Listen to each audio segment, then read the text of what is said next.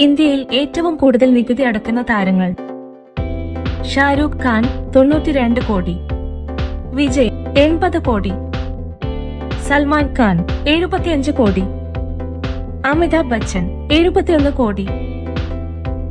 വിരാട് കോഹ്ലി 66 കോടി, അജയ് ദേവ്ഗൺ 42 കോടി, MS ധോണി 38 കോടി,